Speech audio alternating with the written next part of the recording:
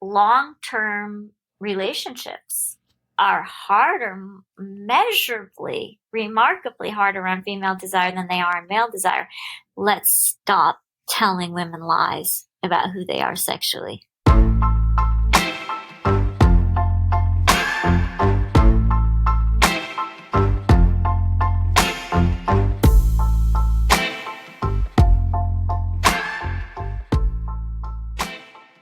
Wow. The idea that long-term monogamous relationships are harder for women than they are for men is kind of a mind-blowing concept. But apparently we've been sort of getting it wrong because the science hasn't really been backing up what's actually happening to female desire and promiscuity and infidelity. My guest is Dr. Wednesday Martin, and she wrote the book Untrue, Why Nearly Everything We Believe About Women, Lust, and Infidelity is Wrong, and How the New Science Can Set Us Free. We're going to debunk the myth that men are inherently more promiscuous sexually and just need to sow their oats, and that women are more inclined to value emotional and love connections over sexual ones.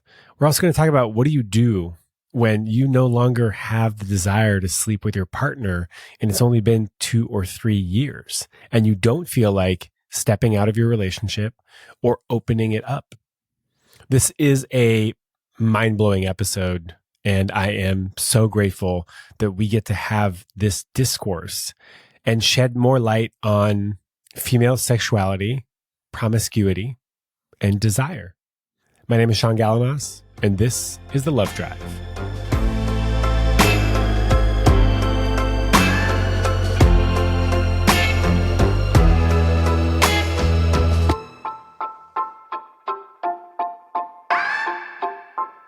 Okay, Wednesday, could you please introduce yourself?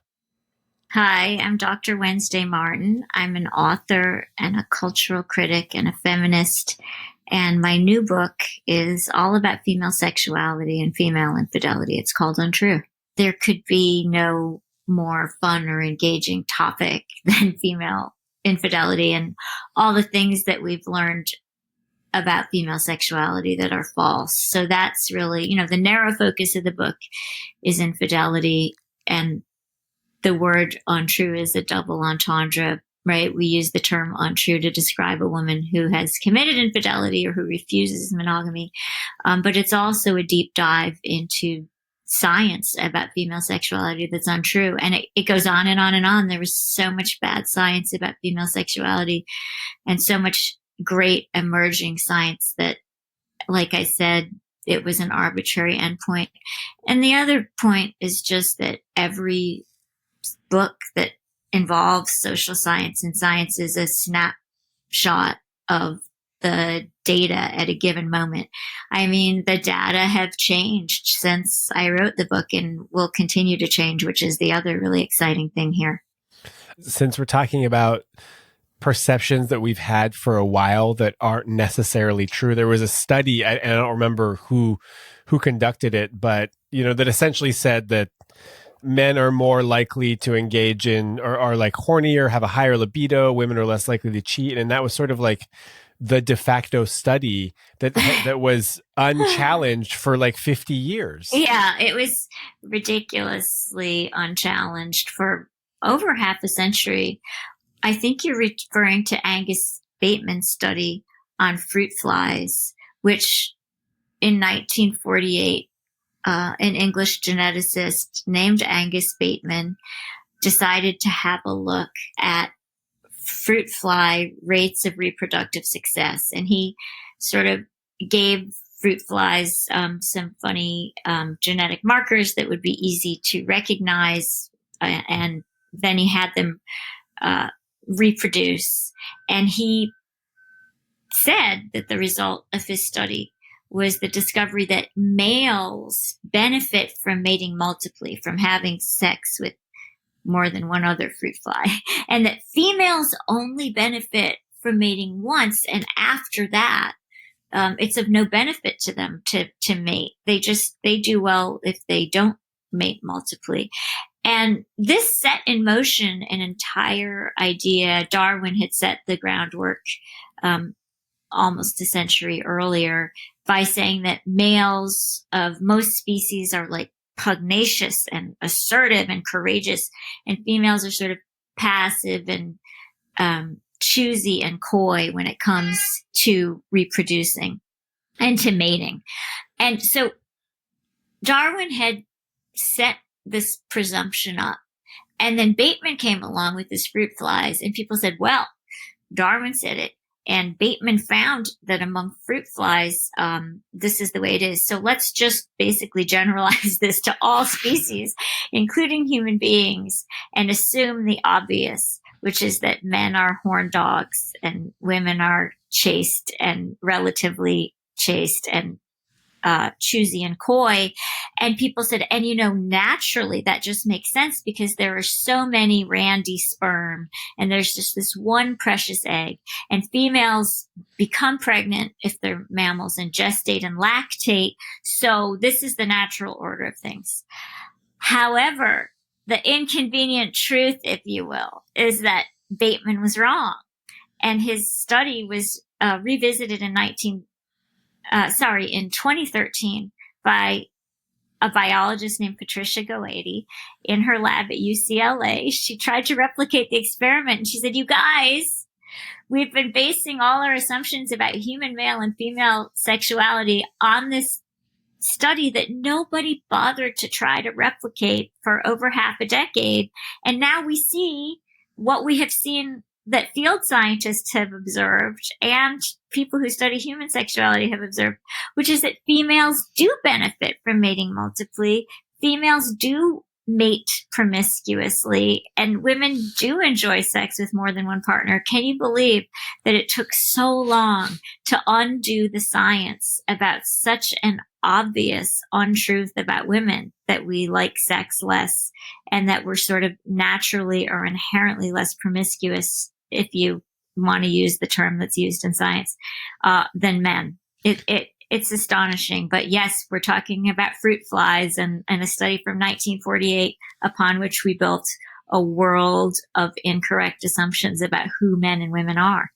And I can imagine that is actually damaging, right? Because there's this idea that, yeah, we're born a certain way, but also we are then socialized a certain way. And so if we keep hearing this message that men are more promiscuous, they have more sex, women aren't as interested they're more interested in emotional connection and love connection, then it's almost like you're being gaslighted by society. Yeah, that's a great way to look at it, that science has been complicit in gaslighting men and women alike, or people who identify as male and female alike. I always like to say that when there's bad science about female sexuality, there's also bad science about male sexuality. It affects all of us. When we say that women are somehow more naturally focused on emotional connection and on, finding one mate and being happy with one mate, and that it stems from nature and biology, we're not just misrepresenting women, we're also misrepresenting men and suggesting that they're more inherently promiscuous, that they don't seek emotional connection, that they don't want to be in and thrive in relationships, that they're just wired to blow it up. Men don't like to be profiled like that either. Plenty of men want emotional connection. Plenty of women want orgasms. And we've got to stop. It's way past time to stop with these really reductive misrepresentations of men and women alike. So that's the exciting thing about the science, is that, where we used to think, for just a quick example, all these female field scientists went out and they observed mammals of many species and human females. And they said, well, in some contexts, human females are polyandrous. They have more than one husband, for example, in some regions of the world. In some regions of the world, like in northern Namibia among the Himba, women are married, but they also have children by their lovers, and nobody bats an eye. Female field scientists who were studying mammals who weren't human, like non-human human primates and other mammals, said, wait a second, females are breeding promiscuously. They're copulating with one male after another, often in rapid succession. We have to revisit this narrative that because they're the ones who become pregnant, they're somehow more choosy and less sexual. We have to revisit this. And what they discovered was that among female mammals, including humans, females who breed promiscuously, if you will, or who mate multiply, get lots of benefits from it, right? They can up their odds of getting really high quality sperm if they're having sex with more than one male. If you're having sex with just one male, what happens if he has really low sperm motility? What happens if he just has poor quality sperm? But if you're mating multiply in your female, you're upping your odds that you'll get higher sperm quality. You're upping your odds that you will have that just right genetic difference from your mate that is called heterozygosity, and that creates a really robust pregnancy and a really robust offspring. So if you're mating multiply, you're upping your chances of that. You're upping your chances that more than one male will figure, well, there's a good enough chance that that's my offspring, so I'm going to support her during her pregnancy, and I'm even going to maybe support and protect her offspring and not commit infanticide because it might be my offspring, because that's infanticide is an issue in some mammal species.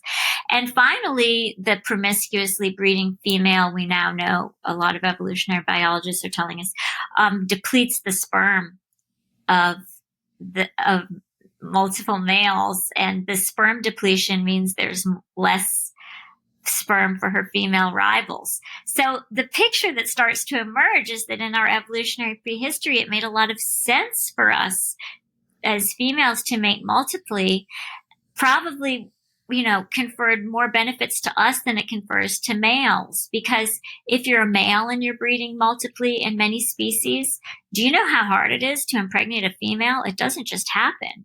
So if you're just breeding and running away, and breeding with somebody else, the statistical likelihood of inseminating is really low. Then you factor in how often there are spontaneous miscarriages or issues with pregnancies and they don't result in a healthy offspring.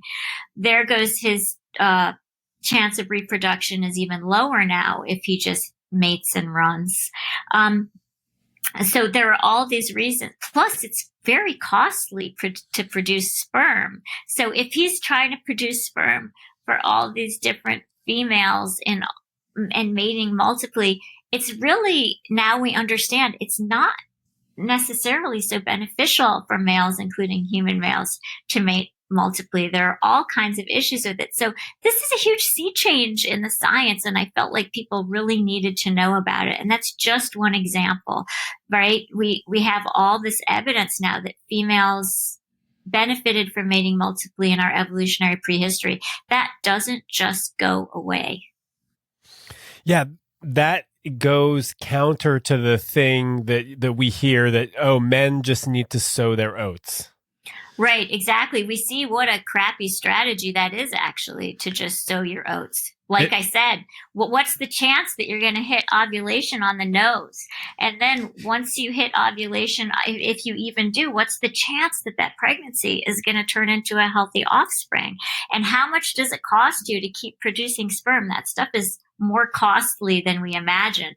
So really, I throw my hat into the ring with the scientists and social scientists who now argue that breeding promiscuously, I keep using that term, I'm sorry, but mating multiply was arguably more valuable and a better strategy for females than for males in our evolutionary prehistory. And that would explain, at least in part, why so that's the primatology and that's the evolutionary biology. Now let's look at the sex research. If it were the case that it was more beneficial to early female humans and female hominins to breed promiscuously than it was for the males, that would at least in part help us understand why today the sex research is finding again and again in numerous longitudinal studies that women have a harder time with monogamy than men do. And we have studies, longitudinal studies from Finland, from the United States, from the UK, from Germany, all of which suggest that long-term relationships are harder, measurably, remarkably harder on female desire than they are on male desire. That monogamy is a tighter shoe for women than it is for men. So just trying to show how these different sciences are all kind of coming together on this same point, that what we've been taught, that women are designed for monogamy, is untrue. That is a huge, huge statement. A lot of people don't like it, and a lot of women at the same time. I've had a lot of straight men especially have a hard time wrapping their mind around it and accepting it. But when you show people longitudinal study after longitudinal study, sometimes you can start to dislodge a really deeply embraced idea. And that deeply embraced idea would be that men are naturally more sexual than women, right? And naturally need, as you said, to sow their oats. What also happens when I talk about this wealth of data is that many, many women can come to me and say, or reach out to me and say, this makes so much intuitive sense. I'm always the one who turns off sex before my partner in a longer term relationship does. I always have been. I thought there was something wrong with me, something wrong with my partner, something wrong with the relationship. If we get these data into the hands of actual lay people, regular people struggling in their relationships, we could really help a lot of them. What if we told women who turned off sex after 1 to 3 years, which the data tell us is what happens, that between years 1 and 3 in a long-term relationship, women's desire just drops dramatically and male desire doesn't? What if we told those women, you're just a woman being a normal woman. Look at this data. This is what happens. It's not a referendum on you. There's not something wrong with you. It's not a referendum on your male or female partner. And it's not a referendum on your relationship. A drop in desire between years 1 and 3, a dramatic one, is very, very typical. And it's not a referendum. It doesn't mean that you have to step out. It doesn't mean that you should break up. It doesn't mean that anything's wrong. It means that you're a woman being a normal woman. That, I think, would be a game changer for many women and men alike in their relationships if we just demystified that drop. Until recently, we have thought that 1 to 3 year drop in desire, which is so common among women in long-term relationships, was because women don't like sex. But now we're seeing that if you introduce some novelty, their libido will flame back. So we have to deal with the fact that women like variety and novelty and adventure and need it probably even more than men do. And the question, once you get people to accept that data, is where do we go now? That's a great question. I want everybody to have as much novelty as they want and to have sex with strange new partners if that works for them and if it could fire up their desire to have more sex. I like to say that I think there's a silent majority of women out there who are struggling with monogamy, and they think that it's supposed to be easier for them than it is for men. And they're really having a hard time in turning off. And what do they do? Heterosexual women, and perhaps some lesbians too. We need more sex research. We need more data about people who aren't straight. But what tends to happen when you're in a long-term relationship, you really like your partner and you don't want to step out. You don't want to walk away. You don't want to talk about consensual non-monogamy, or it's just not on your radar. What happens when your partner keeps wanting to have sex with you, but you've had this drop in desire at years 1 to 3? what tends to happen is that women tend to have sex with their male partners, even though they really don't want to, even though they're not really excited about it, even though it's not really doing it for them. And there's a word for this. Sex researchers use the term service sex. Mm. And it's exactly what it sounds like, right? You're like, this is for the good of my partner. This is for the good of my relationship. I should do this even though I'm not feeling attracted to him. Again, most of the data that we have is about men and women. So pardon me when I talk in this way. But this is the data that we have about service sex. And so what will happen then is the woman will say, I should do this for him. Well, how fast do you go from that to really resenting it? And to feeling like, I guess sex just isn't for me. And even if you have a glimmer of understanding, yeah, but I'm still turned on by other people, then you might decide the solution is I have to break up with this person and start the whole cycle again. But then you'll be bored again in 1 to 3 years. So this is a conundrum. I like to say that it's a conundrum faced by the silent majority of women. And we just need to get information into their hands and into the hands of their partners, that there's nothing unusual here. And yeah, what to do next. And that, there are a range of solutions. For some people, novelty will mean seeking out a partner consensually or without disclosing it. For some people, it will mean just trying to bring novelty into their long-term relationship while remaining monogamous and getting creative about that. Some people might not know this about me, but I did a stint as an erotic masseur in San Francisco. Oh, wow. I did not know that, John. A lot of people don't know that, including probably my parents, but maybe now they might know.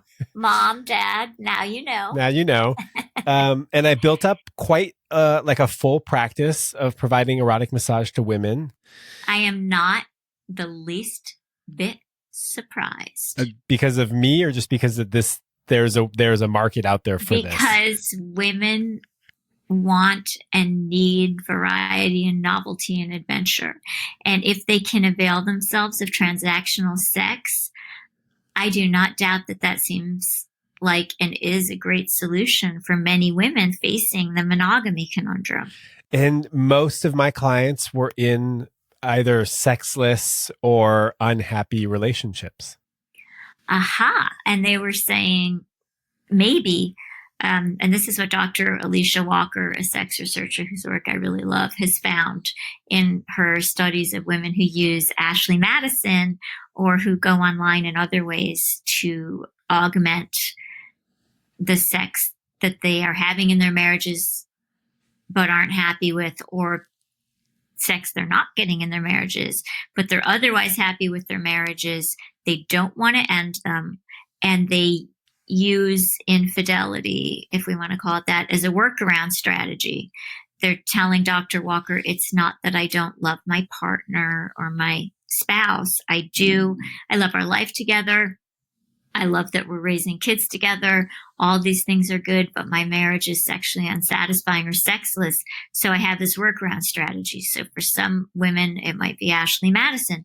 For some women, it might be consensual non-monogamy. For some women, it might be transactional sex. And that's where Sean comes in with his great hands, apparently. That's where Sean came in. Right. Okay. That was in the past. Yeah. So these women would come to you, and eventually, I'm sure it was like a very therapeutic relationship. So eventually they were telling you that this was an outlet for them.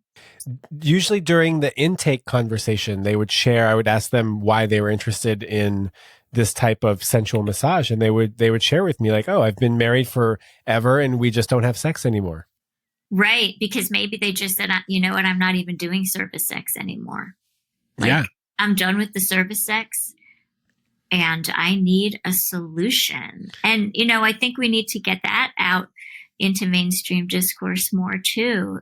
Women can't go without sex forever any more than men can, although there are some people who are asexual and that's going to be okay for them. But, one of the other big myths about male and female sexuality is that men have stronger libidos than women do. And female researchers have revisited this recently. Somebody named Rosemary Basson, a sex researcher, came up with this idea that perhaps we were just not looking at sexual desire and libido in the right way. And she realized that there is more than one desire style. One desire style is spontaneous desire. When you're just sitting there and then out of the clear blue sky, you think, wow, I'd like to have sex, right? Mm-hmm. The desire just comes upon you. But Rosemary Basson discovered that there was another desire style, and she called it triggered or responsive desire. And that's when you're not thinking about sex or interested in having sex, but maybe somebody touches your arm or somebody gives you a really lustful glance on the street. Or maybe you start fooling around with somebody, then suddenly your desire gets lit, if you will. And she called that triggered or responsive desire. And she said, hey, everybody, if we measure triggered or responsive desire, there's not this huge gap between the male and the female libido. Sure, if we measure only spontaneous desire, men seem very highly sexed compared to women. But if we look at these other measures, things really even out. Then in 2014, Meredith Chivers did some experiments in her lab at Queen's University in Kingston, Ontario.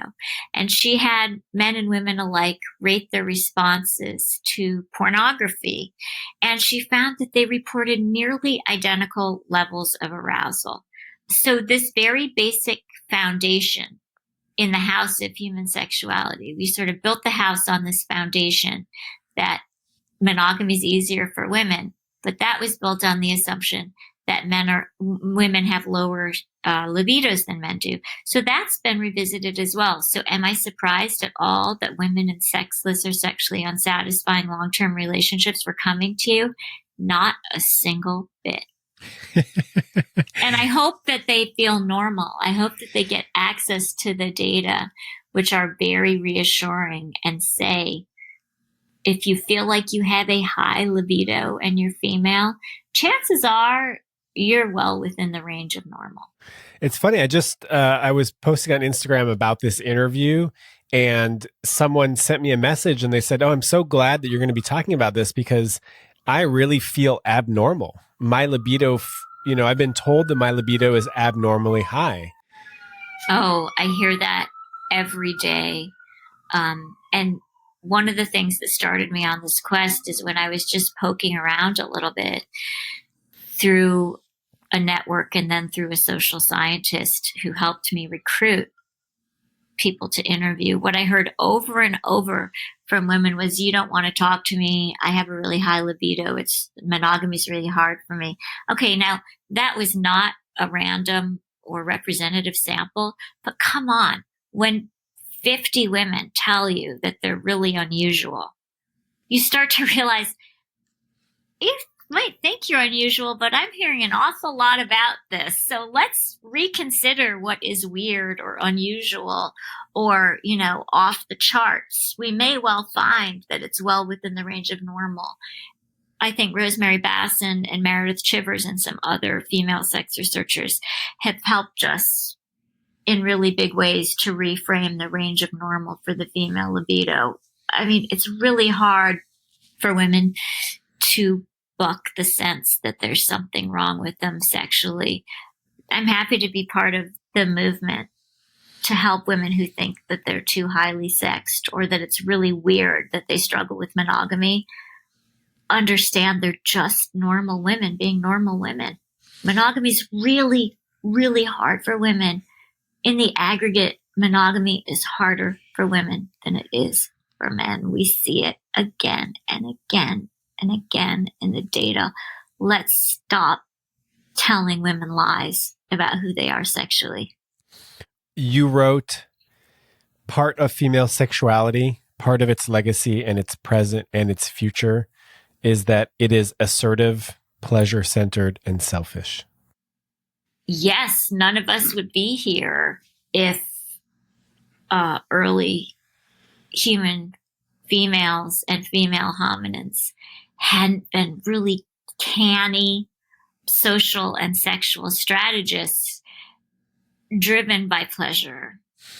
When we have a clitoris, which we now know is exponentially larger and more comprehensive than we've ever been taught. We now have this information about the internal clitoris, right? Many of us were taught that it was just this little bud that we could see with our naked eye, right? That part of the clitoris alone has something like 8,000 nerve endings, making it 12 to 15 times more sensitive than the glands of the penis. But now we know that the clitoris isn't just that little bud or button. The piece I wrote about the clitoris for Amazon Original Stories is called The Button. But it's not a button at all. It is really this vast superhighway of sensation.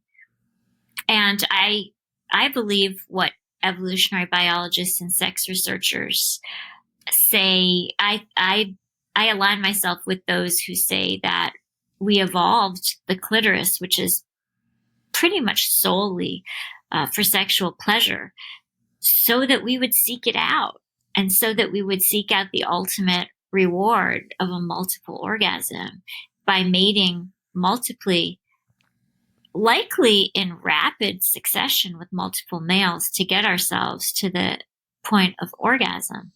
And to say that this is a rewriting of the traditional view of female sexuality is an understatement. But I do believe that our evolutionary legacy is assertive female sexuality. And all you have to do is look at non-human female primates and see how they breed and how they mate. The single most observable characteristic the anthropologist Meredith Small has written about non-human female primates in their sexual and social behavior is the search for novelty. They are always seeking out novel males, often at great risk to themselves, risk to their safety. But they seek that out over and over. Are we macaques? We are not. But it is no coincidence that our closest non-human primate relatives, chimps and bonobos, have these large forward-facing clitorides. That's the plural of clit. Oh. And yeah, a clitoris is, if you're going to go for the plural, say clitorides. They have these enlarged forward-facing clitorides, and they most definitely mate multiply, and they do it for pleasure. And that is our evolutionary legacy. Yeah. From everything that I got from your book is that I wrote here, primates are freaky as shit. I think that when we get to the point, if we get to the point where women have equally high rates of political participation as men do, if we close the wage gap as we've closed the education gap in the industrialized West, we will see women behaving a lot like women do in radically egalitarian settings, like traditional hunter-gatherers, where women are free to pursue sexual pleasure, not necessarily monogamously. And they do among a lot of traditional hunter-gatherer societies, which many anthropologists believe provide a kind of time capsule into how we lived during the Pleistocene and what our evolutionary prehistory is. We see that there's a lot of gender equality and there's a lot of parity. These are relatively non-hierarchical societies. And we see that women have a lot of sexual autonomy. Cooperative breeding. That's a really important word for everybody to know about. It's a really important development in anthropology and evolutionary biology over the last couple of decades. We used to believe that we evolved in a heterosexual dyad, that, we lived in caves and males brought food for females who were in there with the baby and in the kitchen, in the cave kitchen, inside the home where women belong. That's exactly right. Anthropology was really complicit in perpetuating the narrative that there was something natural about the 1950s arrangement in the suburbs after World War II, that men belonged in the big outside world and women belonged in the home, and that it was natural. Anthropology was really complicit in perpetuating that untrue belief. There's an anthropologist named Irvin DeVore who came up with an idea called the man-the-hunter hypothesis, and some anthropologists believe in it to this day. But what most anthropologists now believe is, because there's a preponderance of evidence about it, is that we evolved as cooperative breeders. We didn't evolve in a monogamous pair-bonded dyad, although some of us really like that, and we can be good at that. But that what's much more likely is that we evolved living in these kind of rangy bands in which we raised our offspring cooperatively and also mated cooperatively, right? Had sex cooperatively, mated multiply, and raised our offspring cooperatively. And you can see how that would work. If you're mating multiply, many people feel invested in the well-being of the offspring, figuring it might be mine. And we also had, in cooperative breeding, the record seems to suggest, and current science and data suggest, that women helped each other nurse their babies and raise their offspring, and that children played a pretty big role in childrearing as well. We see that in a lot of cultures around the world. So the way that we're doing parenting and sex now in a monogamous heterosexual dyad is new, and it is a complete aberration in the long human calendar of cooperative breeding and egalitarianism. I like to say that inequality is also an aberration in the very long human calendar as well. And it leaves women like Annika at home, isolated in a suburb, raising children with no friends and no colleagues, while her husband is having an affair with somebody in the city, has plenty of social connections, has status from his job, has basically everything that somebody needs to thrive.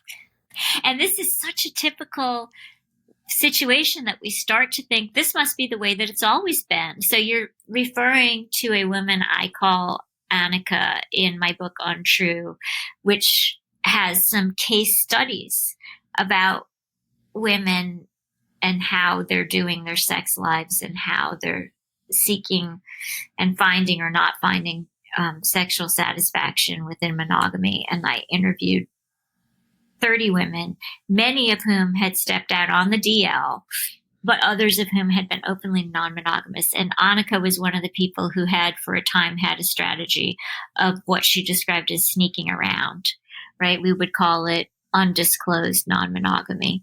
And then what happened is her fate shifted, and they moved to the suburbs, as you described, and she had these 2 young children.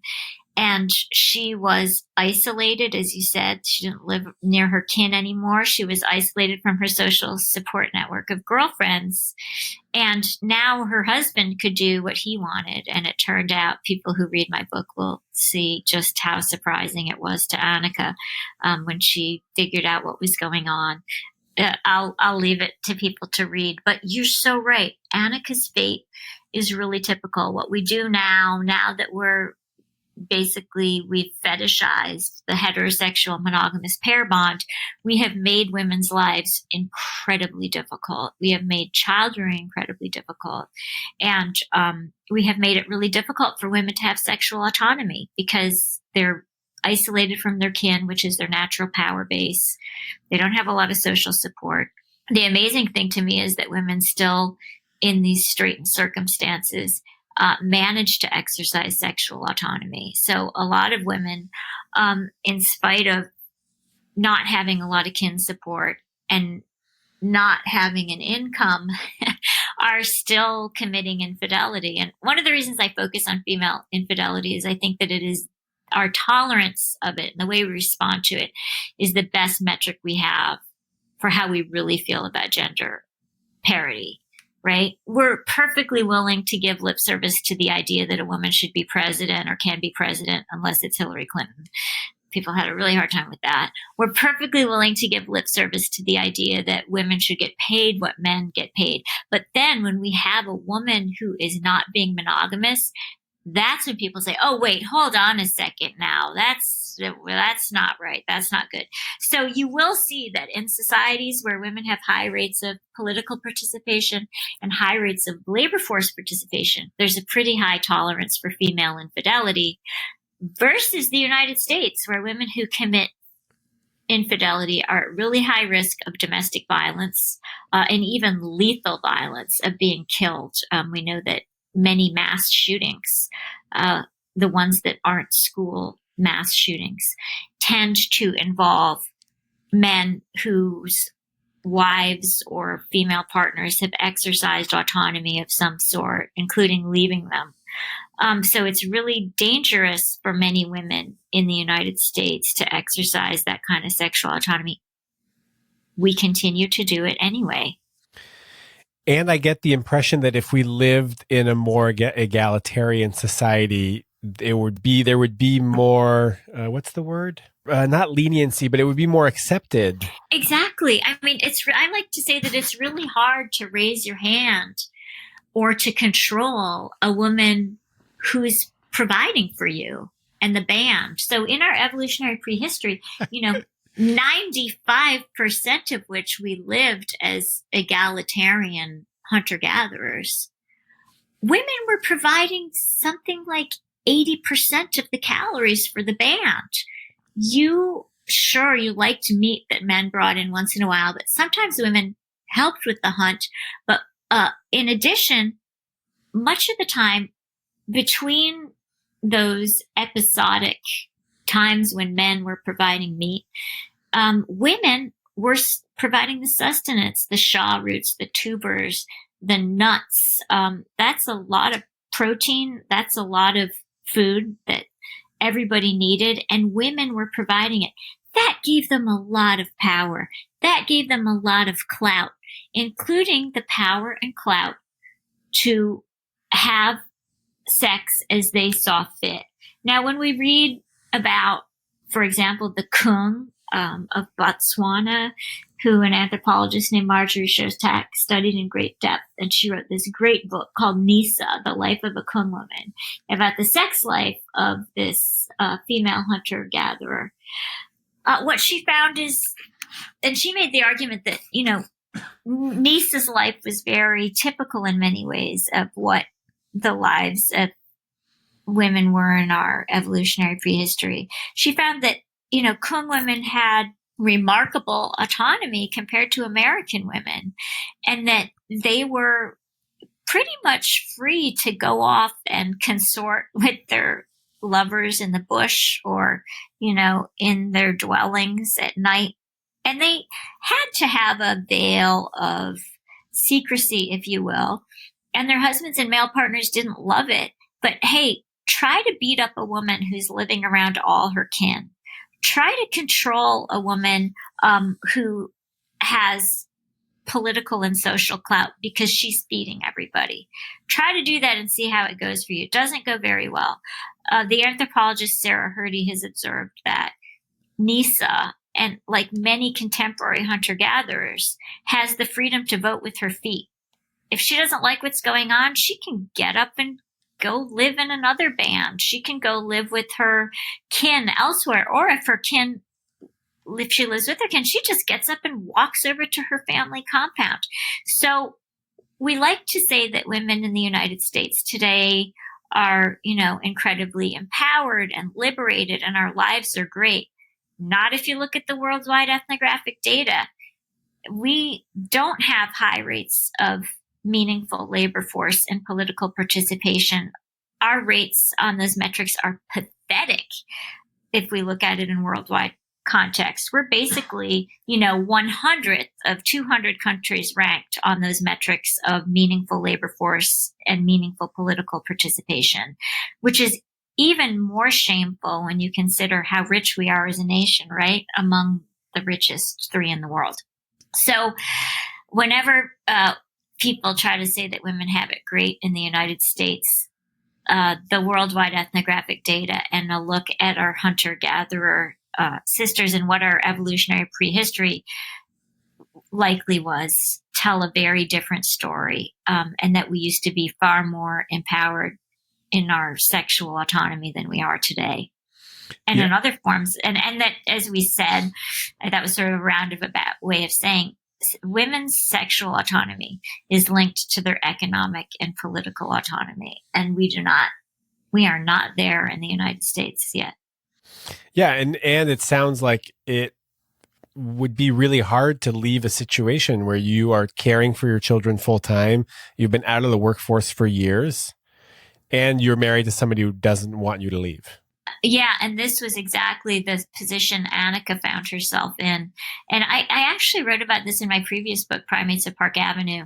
You know, I said that Park Avenue was a really patriarchal setting because what happens there, and in many other settings in the United States, is there's this belief that if you can afford to, since we have such horrible childcare options in this country, there's this belief that if you can, you should stay home with your children, right? And I can see why many women do that. The mistake is to think that you have a choice. It's not really a choice because there aren't a lot of other great options.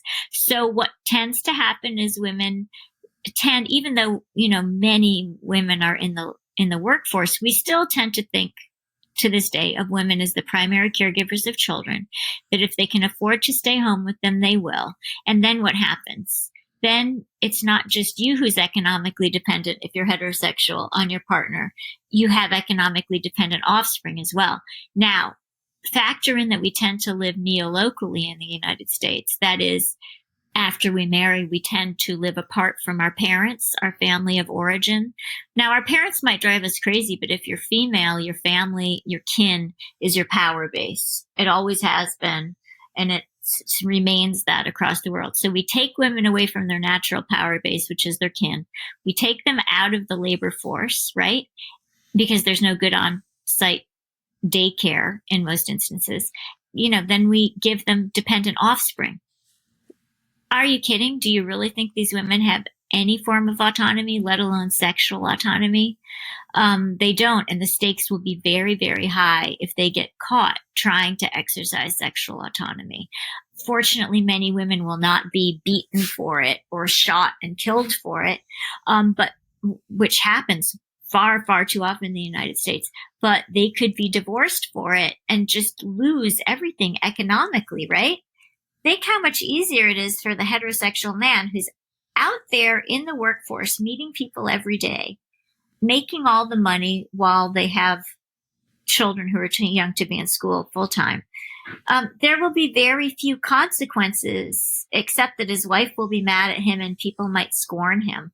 But he won't have the same economic consequences unless he lives in a communal property state like California.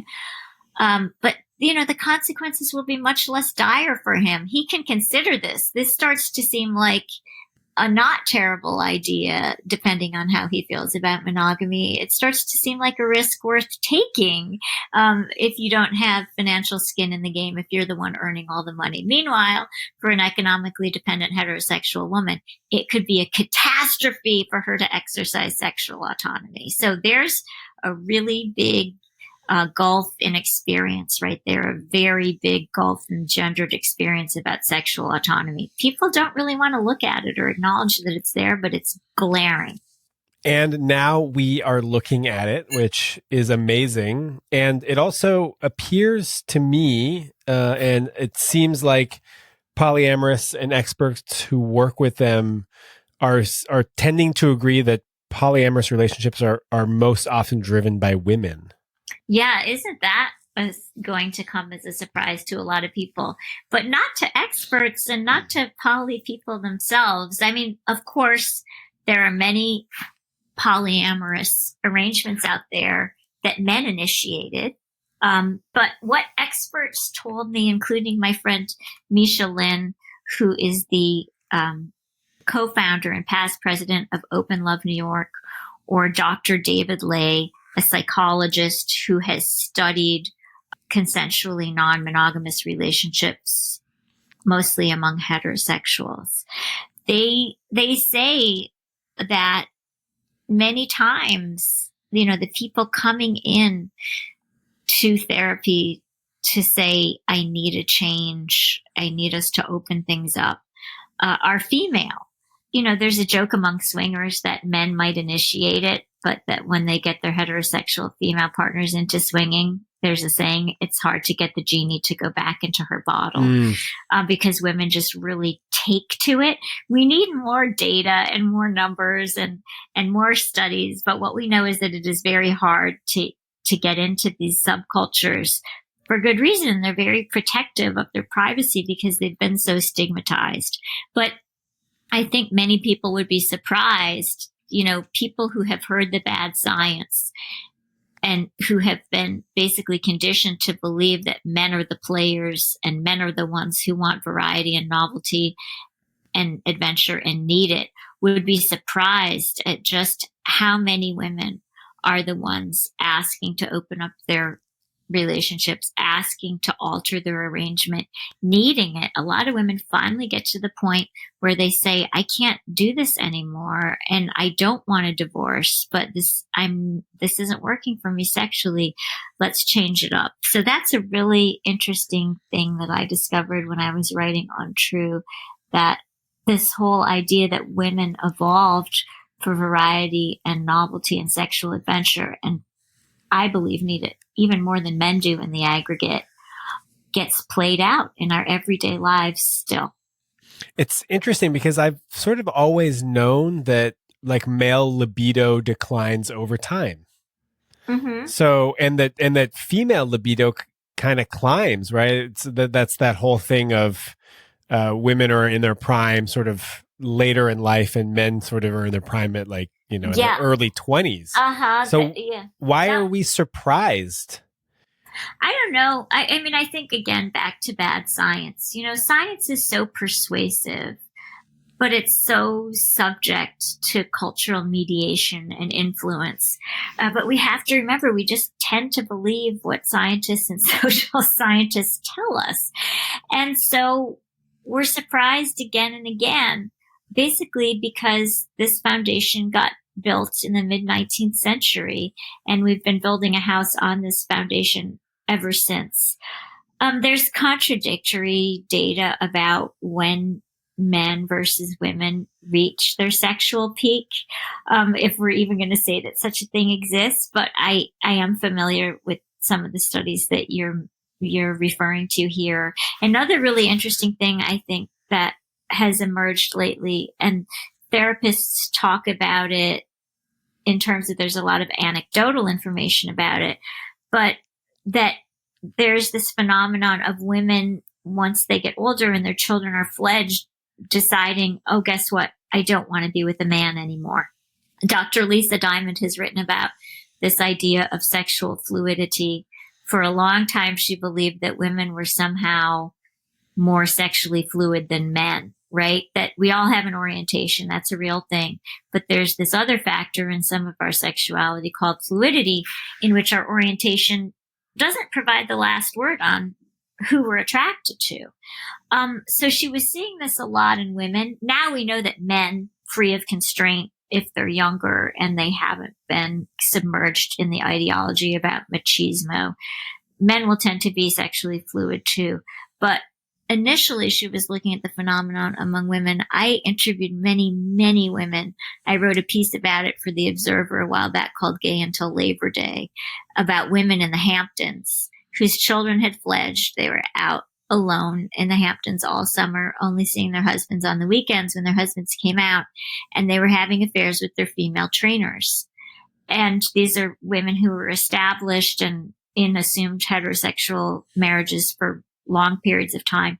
And I asked sex researchers about it, and they said, are you kidding? We're not surprised by that at all. Female sexual fluidity is a thing. And in the women that I was looking at, it tended to be happening later in life. So back to your point about, if we studied the female libido, if we cared about it, we would be very surprised by what we found. I think that phenomenon could be categorized in that way. And that seems to cement the idea that, they did the study of women 25 to 29 were just as likely to engage in group sex, but twice as likely than men to have visited sex parties, swinger parties, BDSM stuff, dungeons. Yeah, I love that finding. And also that women 18 to 29 outpace their male peers in infidelity. So here's the question that you have to ask yourself. First of all, old science would have said this. Oh, well, of course. That's just because men are more sexual and they want female partners in their 20s. Now, through the lens of a less biased science, we can approach the data as data and say, let's consider that women are doing this because they want to, right? Like, it's so obvious. So women to 18 to 29 are committing, are having extra-pair sex more than men 18 to 29. And as you said, they're twice as likely to be sexually adventurous in the ways that you described. The question is, does that all change? Do women just become less sexually adventurous naturally as they age? Or are the institutions of marriage and motherhood impacting this? But do we have this kind of flame within ourselves of being sexual adventuresses, and it gets extinguished or it gets reformed? And I think that's a lot more likely than people asserting that, like, oh yeah, this is all driven because men like women in their 20s. Give me a break. Like, why would we assert that female sexual behavior is driven by male desire? It's so tired. It's tired, and I'm curious. And it's bad science is what it is. I love that. You're getting like a little fired up about bad science. I do get fired up about viewing female sexuality through the lens of male desire. Enough already. Yeah. Female sexuality is its own thing. It's its own force to be reckoned with. Stop refracting it through the lens always of what heterosexual men want. I mean, I feel like this is a really powerful place to end the interview. Okay, you know what? I think we found our natural end point here. You know what? I would just want to say one other thing, and you can use this as where if you want. But here's what I want to say. I don't think that men and women are naturally any one way sexually at all. That is a myth. What anthropology teaches us, and what I love about anthropology, is it helps us understand we evolved as really flexible sexual and social strategists. It's the reason our species is here today. And it's the reason that we have so many different varied preferences. And it's the reason that some of us can really thrive in monogamy and find it great. And the reason that some of us really, really struggle with it. So there's not any one right way at all.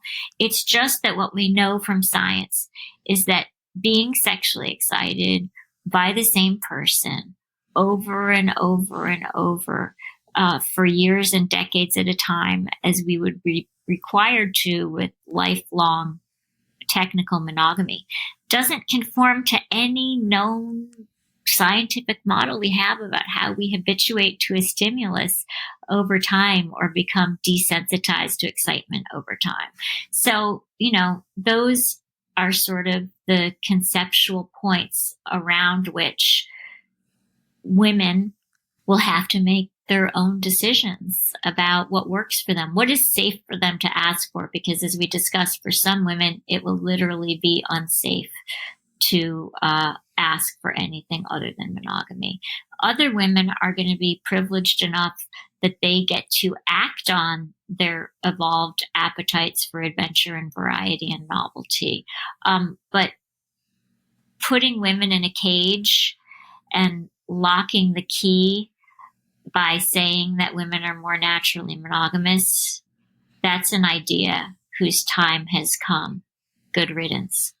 And thank you for all of your work to get rid of that idea. Thank you, Sean. Thanks for having me on and having a conversation. I think a lot of men and women and people who identify as neither will really benefit when they dig into the newer science and social science about who we are sexually, which tells us a lot about who we are more generally. So thank you so much for helping fuel the fire.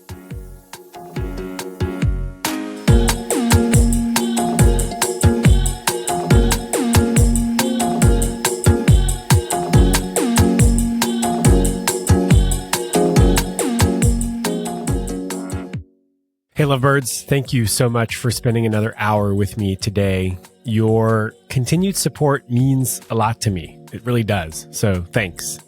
And I guess I'd like to take this opportunity to say that if you are not happy with your sex life, whether it's in your relationship or whether you're dating and you're not having the kind of sex that you want, or you're not being as promiscuous or sexually open as you want to be, then I invite you to contact me to see if me coaching you through this could be valuable to you. My goal is to support you in your development. And if more fulfilling and exciting sex is something that you want, let's see if I can't help you get there. The whole goal of coaching is to identify where you're at, where you want to be, and then figure out ways to get there. And my job is to provide the framework and the support to create the awareness and the responsibility and the action plan to move you towards a way of being that is more in line with your desires. So if that sounds like something that you want to explore, let's get on the phone for 30 minutes to see if working together is a good fit. Send me an email, sean@thelovedrive.com. That's SHAUN, or go to thelovedrive.com/coaching. And I would be honored to support you in getting the sex life that you desire. Have a beautiful week.